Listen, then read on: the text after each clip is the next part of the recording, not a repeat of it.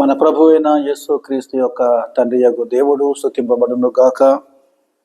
ఈ సమయంలో దేవుని వాక్యమును కొద్ది నిమిషములు మీతో పంచుకొనుటకు దేవుడిచ్చిన మహాకృపను బట్టి నేను దేవునికి వందనాలు చెల్లించుచున్నాను. ఆల్వేట్ మినిస్ట్రీస్ యొక్క వీడియోలు మీరందరూ కూడా చక్కగా చూస్తున్నారు, కామెంట్లు పెడుతున్నారు. మిమ్మల్ని దేవుడు సమృద్ధిగా ఆశీర్వదించును గాక. ఈ సమయంలో దేవుని పరిశుద్ధ గ్రంథములో నుండి యోహాను సువార్త 13వ అధ్యాయము 7వ వచనము చదువుకుందాం. 5వ వచనము చదువుతాను. యోహాను సువార్త 13వ అధ్యాయము 5వ వచనం. అంతటా పల్లెములో నీళ్లు పోసి శిష్యుల పాదములు కడుగుటకును తాను కట్టుకొని ఉన్న తువాలుతో తుడుచుటకును మొదలుపెట్టెను. ఆ తరువాత 15వ వచనం. నేను మీకు చేసిన ప్రకారము మీరును చేయవలెనని మీకు మాదిరిగా ఇలాగూ చేసి తిని. ఈ సమయంలో ఒక శ్రేష్టమైన అంశాన్ని నేను మీ మధ్యలోనికి తీసుకొని వచ్చాను. ఆ అంశం ఏంటంటే యేసు ప్రభువు శిష్యుల పాదములు కడుగుట. ఈ అంశంలోనికి వెళ్ళడానికి ముందు క్లుప్తముగా ప్రార్థన చేద్దాం. పరిశుద్ధమైన తండ్రి, జీవము గల ప్రభువ, నీకు వందనాలు, స్తుతులు, స్తోత్రాలు చెల్లించుచున్నాను. ఈ సమయంలో కొద్ది నిమిషములు తండ్రి, యేసు క్రీస్తు శిష్యుల పాదములు కడుగుట అనే అంశంపై దేవుని వాక్యాన్ని బోధించన ఉండగా నాతో మీరు ఉండమని యేసు నామములో ప్రార్థన చేస్తున్నాము తండ్రి, ఆమేన్. ఈ రోజులలో చాలా చర్చెస్, దైవ సేవకులు వారి సంఘానికి వచ్చిన విశ్వాసుల పాదములు కడుగుతూ ఉన్నారు. కొన్ని చర్చెస్ చేస్తున్నాయి, కొన్ని సంఘాలు చేయడం లేదు. నేను దీనికి విరుద్ధము ఏమి కాను. చేయడంలో తప్పేమీ లేదు, చేయకపోవడంలో తప్పేమీ లేదు. కానీ దేవుని వాక్యం మనం బాగా ఆత్మీయ రీతిగా మనము ఆలోచన చేయవారమై ఉన్నాం. దైవ సేవకుడు విశ్వాసుల పాదములు కడిగినప్పుడు విశ్వాసులు కూడా దైవ సేవకుని పాదాలు కడగాలి. అదే విధముగా యేసుప్రభు చెప్పినట్లు నేను మీకు చేశాను అనే మాట మనం చూస్తున్నాము. నేను మీకు చేసిన ప్రకారము మీరును చేయవలెనని మీకు మాదిరిగా ఇలాగూ చేసి తిని. సంఘములో ఉన్న విశ్వాసులు కూడా మరి ఒకరి పాదములు ఒకరు కడగవలసిన వారై ఉన్నారు. ఇది ఆలోచన చేస్తే కొన్నిసార్లు చాలా ఇబ్బందిగా ఉండొచ్చు, కొన్నిసార్లు ఇబ్బందిగా ఉండకపోవచ్చు. కానీ యేసుక్రీస్తు ప్రభువు శిష్యుల పాదములు కడుగుట ద్వారా ఆత్మీయ రీతిగా యేసయ్య మనకు ఏమి నేర్పిస్తున్నాడు? ఎందుకు యేసుక్రీస్తు ప్రభువు శిష్యుల పాదములు కడగాలి?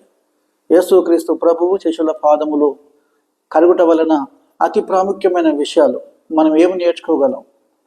ఎందుకు యేసుక్రీస్తు ప్రభువు ఇలాంటి చక్కని గొప్ప పనిని చేసి శిష్యులకు చూపించాడు? యేసుక్రీస్తు శిష్యుల పాదములు కడుగుట వలన మరి శిష్యులు ఏమైనా నేర్చుకున్నారా అనేది కూడా మనము జ్ఞాపకం చేసుకోవాలి. దేవుని వాక్యములో మత్తయి, మార్కు, లూకా, యోహాను ఈ 4 సువార్తలలో అనేకమైన ఉపమానముల ద్వారా దేవుని రాజ్యాన్ని యేసుక్రీస్తు ప్రభువు శిష్యులకు బోధించాడు. అనేకమైన అద్భుతమైన కార్యాలు, సూచక క్రియలు యేసుక్రీస్తు ప్రభువు మరి శిష్యుల సమక్షంలో చేశాడు.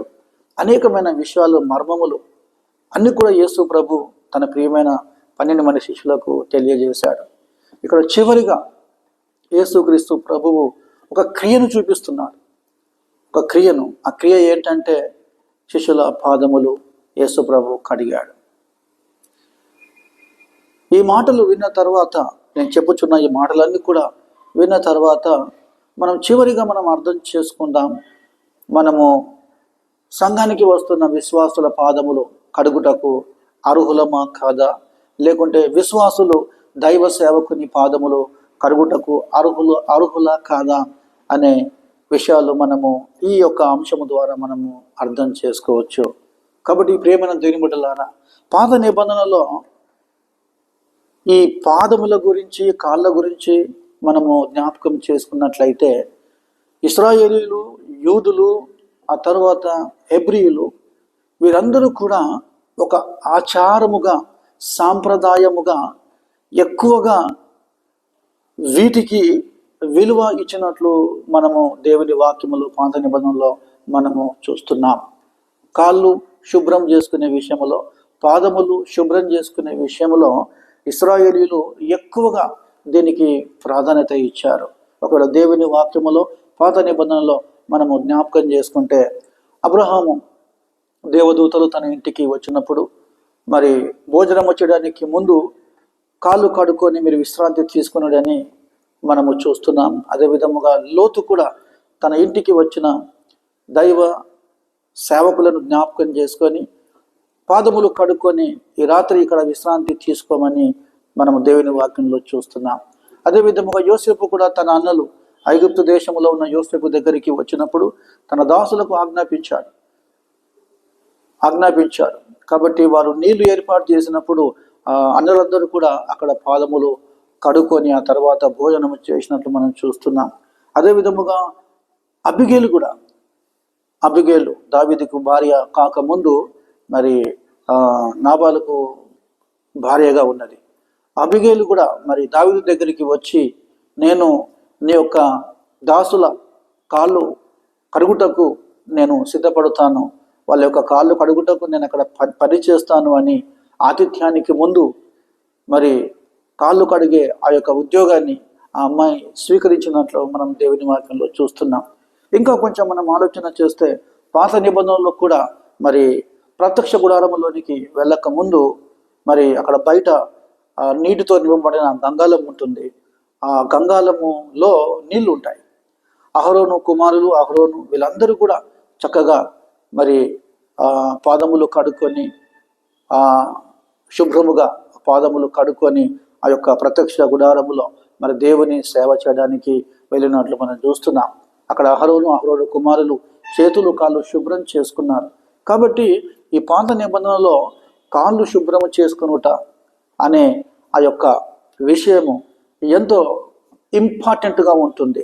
అదేవిధంగా కొత్త నిబంధనలో మనం చూసుకున్నట్లయితే ఈ యూద ప్రజలందరూ కూడా పితృ పారంపర్యాచారములు ఎక్కువగా పాటించారు. వీళ్ళు ఏ విధముగా ఎక్కడ పాటించారు అంటే, కొన్నిసార్లు మరి ఆ యొక్క గృహములకు వెళ్ళినప్పుడు ఈ యొక్క పాదముల యొక్క శుభ్రతను వారు ఎక్కువగా చూసుకున్నారు. అదే విధముగా మరి వేడుకల విషయంలో రకరకాల వేడుకలు ఆయా సందర్భముగా జరుగుతుండగా ఆ వేడుకలకు వెళ్ళేటప్పుడు కూడా వీరు పాదములు శుభ్రం చేసుకున్నారు. సామాజిక ఆ ప్రాంతాలలో కూడా వారు ఏదైనా కార్యము చేయాలంటే మొదట వారు తమ పాదములు తప్పకుండా కడుక్కోవాలి. అందుకొరకే దేవుని వాక్యములో మరి ఈ కానా వివాహం జరుగుతున్న సందర్భంలో మరి 6 రాతి బాణలు అక్కడ బయట ఏర్పాటు చేయబడినాయి యూదుల శుద్ధీకరణ ఆచారం ప్రకారం.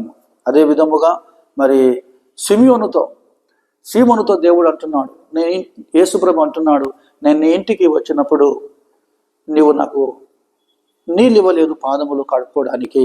తర్వాత స్త్రీతో అంటున్నాడు, ఒక స్త్రీ మరి ఆ ఇంట్లోనికి, సీమోను ఇంట్లోనికి వచ్చి మరి కన్నీటితో యేసుక్రీస్తు పాదములు కడిగి తుడిచినట్లు మనం చూస్తున్నాం. సో దేవుని బిడ్డలారా, ఇవన్నీ మనం గమనించినట్లయితే ఎక్కువగా ఈ యొక్క యూదా ప్రజలు, ఇశ్రాయేలు ప్రజలు వీళ్ళందరూ కూడా ఎక్కువగా ఈ యొక్క పాదములు శుభ్రము చేయుట అనే ప్రక్రియపై ఎక్కువగా ఆలోచన కలిగి ఉన్నారు. ఇప్పుడు మనము అంశానికి వచ్చినట్లయితే ఎందుకు యేసుక్రీస్తు ప్రభువు వారి యొక్క పాదములు కడిగాడు? మొదటి శతాబ్దములో ఈ యూదులందరూ కూడా భోజనానికి కూర్చున్న సమయంలో వీరు కాళ్ళు వెనక పెట్టుకొని ఆ విధముగా కూర్చోవడము వారి యొక్క సాంప్రదాయం, వారి యొక్క ఆచారం. భోజనానికి ఎప్పుడు కూర్చున్నా వారు కాళ్ళు వెనక పెట్టుకొని మరి ఆ భోజనం చేస్తూ ఉంటారు. ఇక్కడ యేసుక్రీస్తు 12 మంది శిష్యుల పాదములు కడిగే విషయంలో మొట్టమొదటిగా మనకు నేర్పించే చక్కని పాఠం ఏంటంటే యేసు వలె అందరినీ మనం ప్రేమించాలి. యోహాను సువార్త 13వ అధ్యాయము 1వ వచనము 2వ వచనములో ఈ వచనాలు రాయబడి ఉన్నాయి. తాను ఈ లోకము నుండి తండ్రి యొద్దకు వెళ్ళవలసిన గడియ వచ్చనని యేసు పస్కా పండుగకు ముందే ఎరిగిన వాడై లోకములోనున్న తన వారిని ప్రేమించి వారిని అంతము వరకు ప్రేమించెను. వారు భోజనము చేయుచుండగా ఆయనను అప్పగింపవలనని సీమోను కుమారుడు ఇస్కరియోతు యూద హృదయములో అపవాది ఇంతకుముందు ఆలోచన పుట్టించి ఉండెను. కాబట్టి మొట్టమొదటిగా యేసుక్రీస్తు వలె మనమందరము కూడా అందరినీ ప్రేమించు వారమై ఉన్నాం. యేసుక్రీస్తు దేవుడు శిష్యులందరినీ కూడా ప్రేమించాడండి.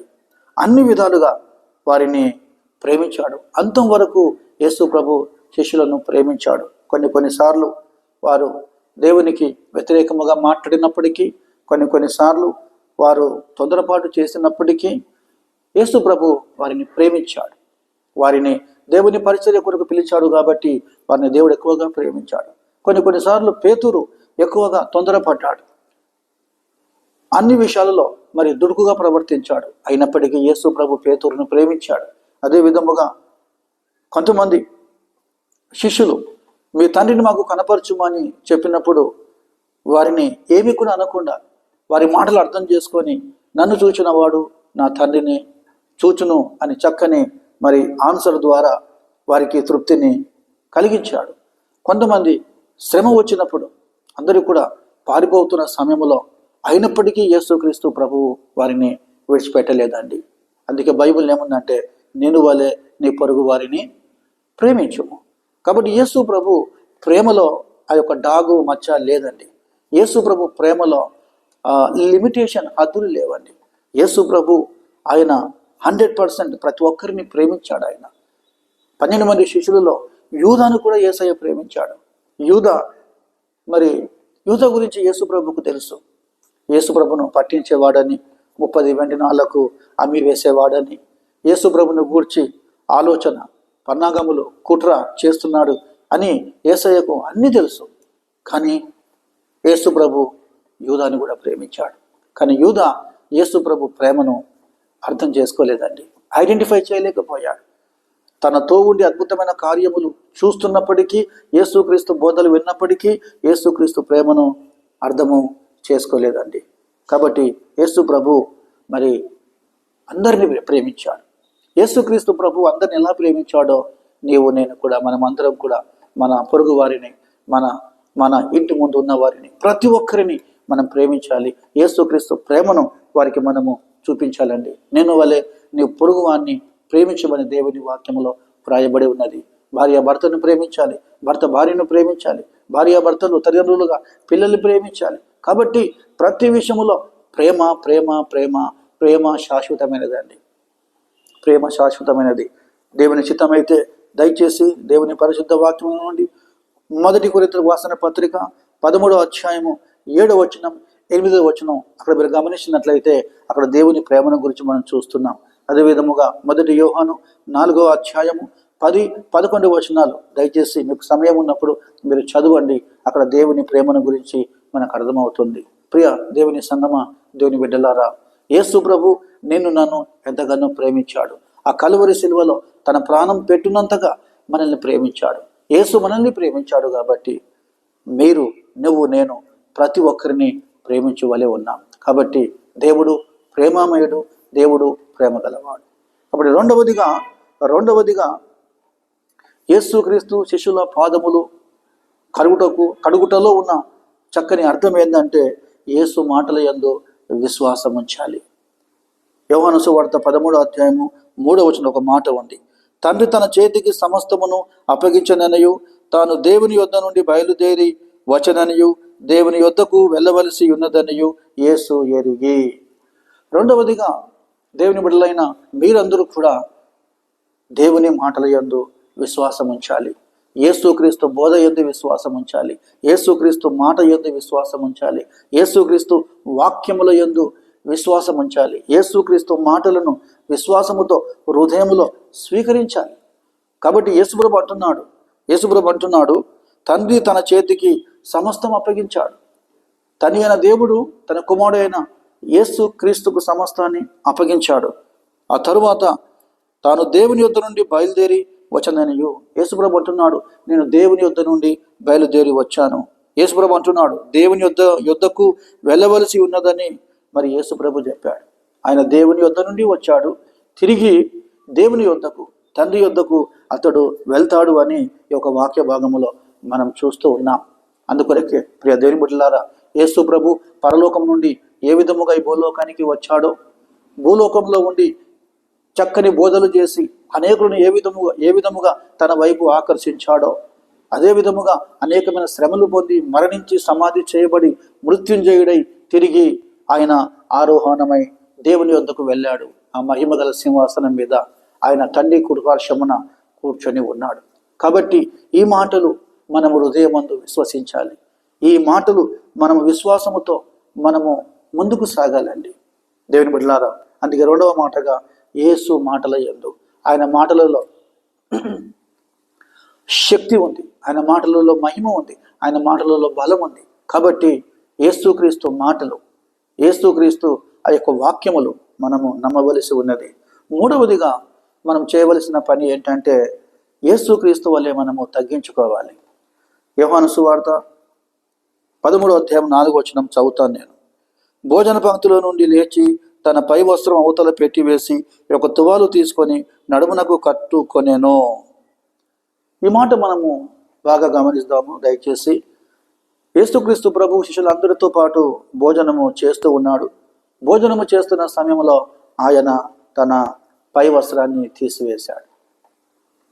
ఈ పై వస్త్రాన్ని తీసివేయడానికి ముందు నేను రెండవ మాటగా యేసు ప్రభు మాటలు విశ్వసించాలి, యేసు ప్రభు మాటల యందు నమ్మకం పెట్టుకోవాలని ఒక మాట చెప్పాను. దానికి రెఫరెన్స్ నేను మీకు ఇస్తాను. నేను యోహాను సువార్త 3:35, యోహాను సువార్త 17:2, మొదటి కొరింథీయులకు రాసిన పత్రిక 15:27. ఈ వాక్య భాగములు మీరు చదివినట్లయితే ఎలా దేవుని మాటల యందు విశ్వాసం కలిగి ఉండాలనో మీరు నేర్చుకుంటారు. మూడవదిగా యేసు వలె మనం అందరం కూడా తగ్గించుకోవాలి. యేసుక్రీస్తు ప్రభువు భోజన పంక్తి మీద నుంచి లేచి తన పై వస్త్రాన్ని పక్కన పెట్టి అనే మాట మనం చూస్తున్నాం. పై వస్త్రాన్ని పక్కన పెట్టేసి, సాధారణంగా భోజనం చేసేవారు ఎవరు కూడా లేవరండి. కానీ యేసుక్రీస్తు ప్రభువు ఆయన భోజనం చేస్తుండగా లేచాడు. లేచి తన పై వస్త్రాన్ని పక్కన పెట్టినట్లు దేవుని వాక్యంలో మనం చూస్తున్నాం. ఈ రోజులలో చాలామంది పెద్దవారు, ఒక 50 ఏళ్ళు 60 ఏళ్ళు దాటిన వారు ఒక కండువ భుజం మీద వేసుకుంటారు. ఆ కండువ ఎవరైతే భుజం మీద వేసుకుంటారో ఆ కండువను బట్టి వారికి ఘనత ఇస్తారు, వారికి గౌరవము ఇస్తారు. అదే విధముగా యేసుక్రీస్తు ప్రభువు ఆయన వస్త్రాన్ని పక్కన పెట్టేశాడు. దీనిని మనము ఏ విధంగా అర్థం చేసుకోవాలంటే, దేవుని పరిశుద్ధమైన నామమునకు స్తుతి కలుగును గాక. యేసు ప్రభు ఆ విధముగా వస్త్రము పక్కన పెట్టేసి ఆ విధముగా లేయడం అనేది యేసు ప్రభు మహిమకు సూచనగా ఉన్నది, యేసు ప్రభు గొప్పతనానికి సూచనగా ఉన్నది, యేసు ప్రభు యొక్క నీతికి సూచనగా ఉన్నదండి.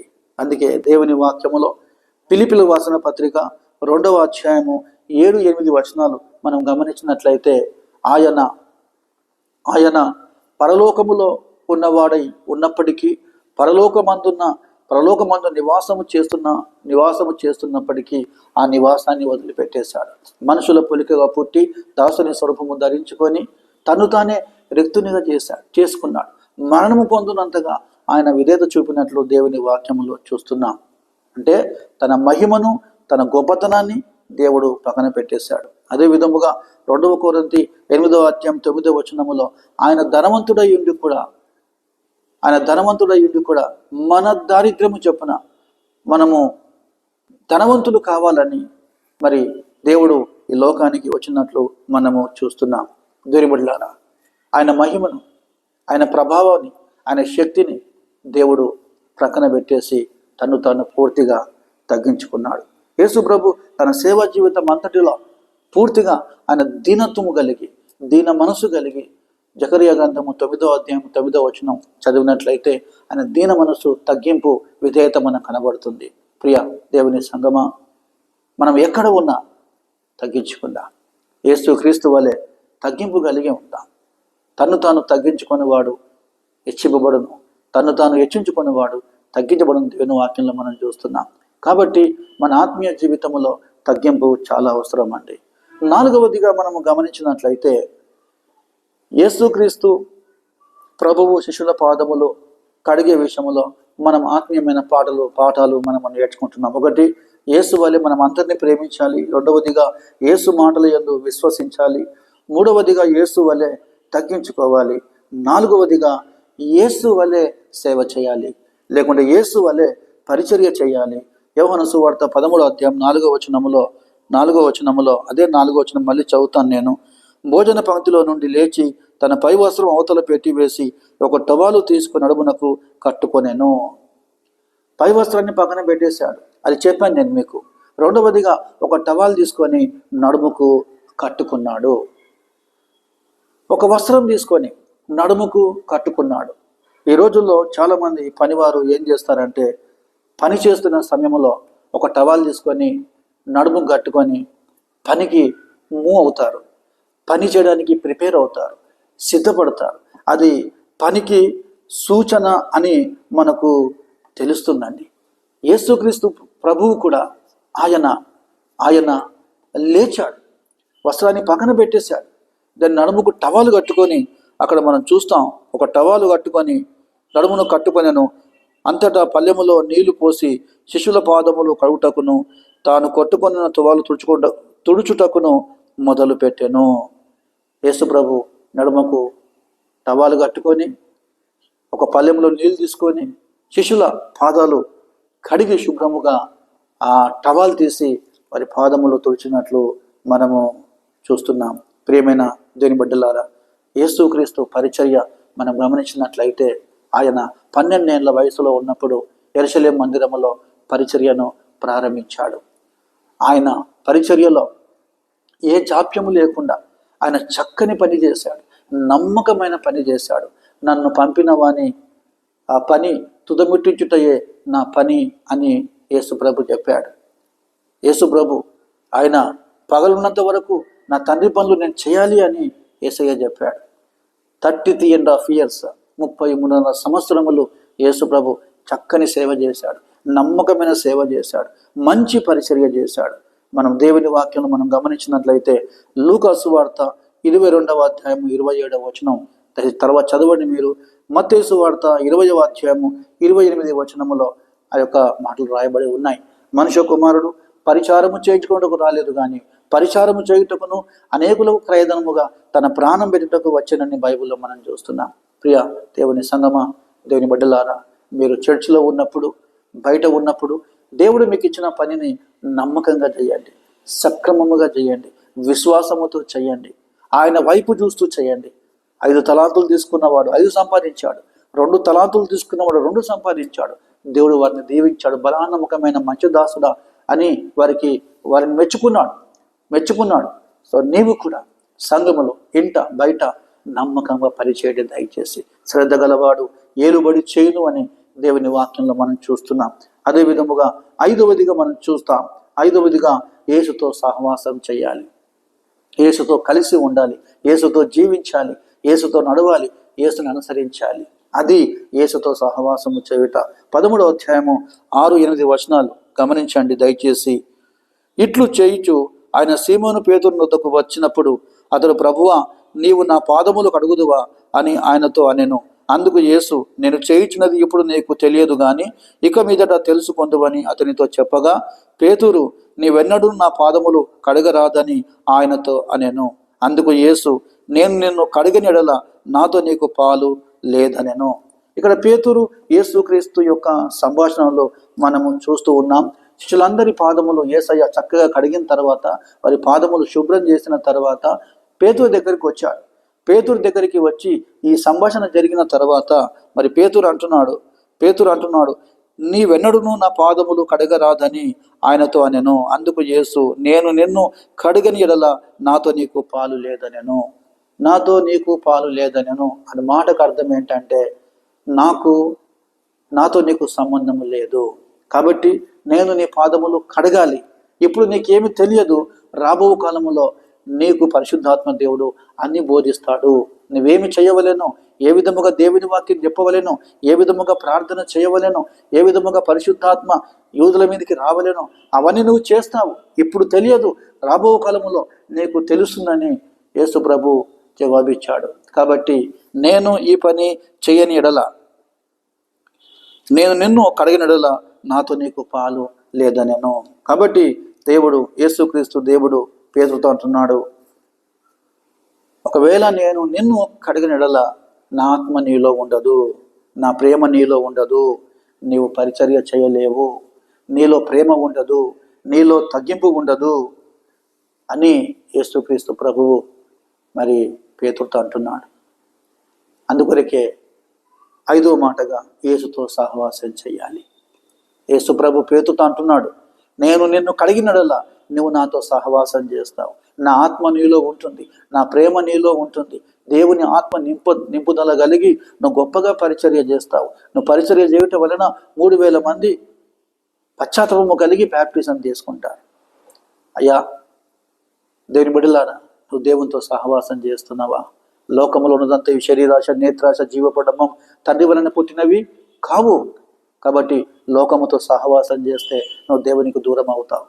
కాబట్టి ఈ సమయంలో దేవునితో సహవాసం చేయి, దేవుని అనుసరించు, దేవుని వెంబడించు, దేవుని మాట విను. అందుకే బైబిల్లో యోబు గ్రంథంలో ఈ విధముగా దేవుడు సెలవిచ్చాడు, నీవు దేవునితో సహవాసము చేసిన ఎడల నీకు మేలు కలుగును. ఆరవదిగా మనము గమనించినట్లయితే యేసు వలె పవిత్రునిగా ఉండాలి. యేసు వలె పవిత్రునిగా ఉండాలి. యోహాను సువార్త 13వ అధ్యాయము 9-10 వచనాలు మనం గమనించినట్లయితే, సీమోను పేతురు, ప్రభువా, నా పాదములు మాత్రమే గాక నా చేతులు నా తల కూడా కడుగుమని ఆయనతో చెప్పాను.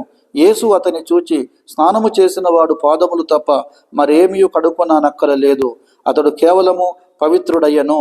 మీరు పవిత్రులు కాని మీలో అందరూ పవిత్రులు కారనేను. తను అప్పగించు వానిని ఎరిగను గనుక మీలో అందరూ పవిత్రులు కారని ఆయన చెప్పాను. దేని బిడ్డలారా, యేసు ప్రభు పేతురుతో అంటున్నాడు మీరందరూ కూడా పవిత్రులుగా ఉండాలి. కానీ మీలో ఒకడు పవిత్రుడుగా లేడు, పరిశుద్ధుడుగా లేడు. ఆయన ఎవరో కాదు, ఆ వ్యక్తి ఎవరో కాదు, యూద. ఇక్కడ పేతురు అంటున్నాడు, నా తల కూడా కడుగు ప్రభువా, నా చేతులు కూడా కడుగు ప్రభువా అంటున్నాడు. కానీ యేసు ప్రభు అంటున్నాడు, స్నానము చేసిన వాడు పాదములు తప్ప మరి ఏమి కూడా కడగడు అని దేవుని వాక్యం మనం చూస్తున్నాం. దేని బిడ్డలారా, ఈ స్నానము చేసిన వాడు అని మనం ఈ మాట కొద్ది నిమిషాలు మనం గమనించినట్లయితే, తీతు పత్రిక 3వ అధ్యాయం 5వ వచనములో పునర్జన్మ స్థానం అని అక్కడ ఉంది, బైబిల్ రాయబడింది.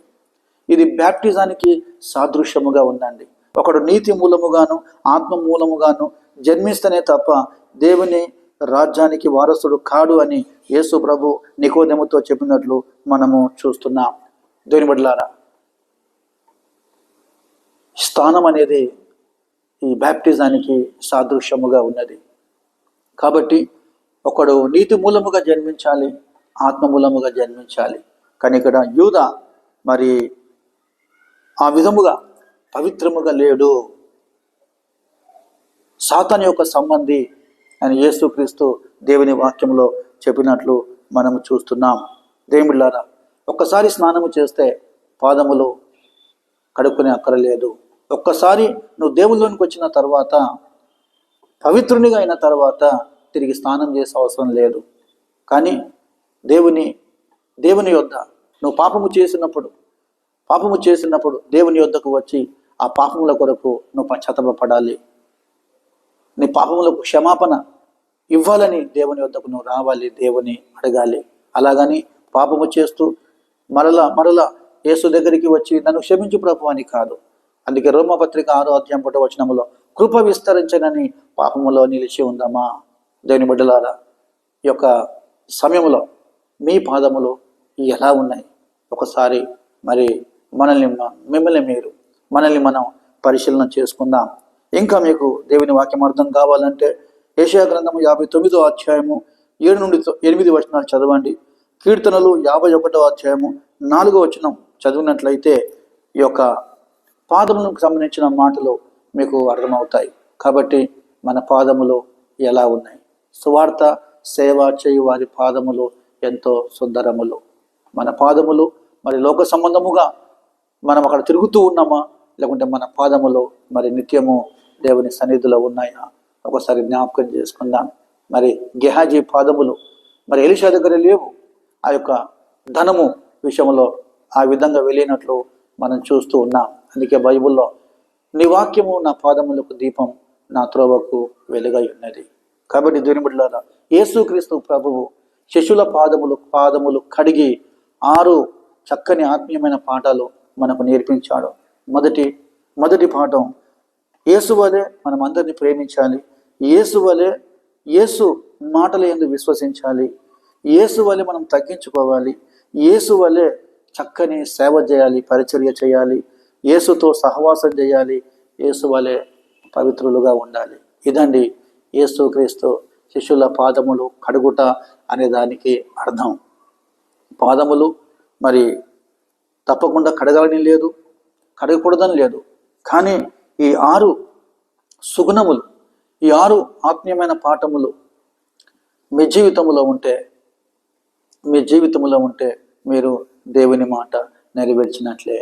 ఈ 6 విషయాలు మీ ఆత్మ సంబంధమైన విషయంలో ఒకవేళ ఇవి మీరు ఆచరించి పాటిస్తే దేవుడు ఒక చక్కని వాగ్దానం మీకు ఇస్తున్నాడు. ఆ చక్కని వాగ్దానం ఏంటంటే యెషయా గ్రంథం 58వ అధ్యాయము, యెషయా గ్రంథము 58వ అధ్యాయము, యెషయా గ్రంథము 58వ అధ్యాయములో దేవుడు ఒక చక్కని మాట మీకు ఇస్తున్నాడు. 11వ వచనం, 58:11. యెహోవా నిన్ను నిత్యము నడిపించును, క్షామకాలమున ఆయనను తృప్తిపరిచి నీ ఎముకలను బలపరచును. నీవు నీరు కట్టిన తోట వలెను, ఎప్పుడునూ ఉబుకుచుండు నీటి ఊట వలెను ఉండెదవు. ప్రియమైన దేని బట్లారా, ఈ సమయంలో శ్రేష్టమైన వాక్యం మీరున్నారు. యేసుక్రీస్తు ప్రభు శిష్యుల పాదములు కరుగుట వలన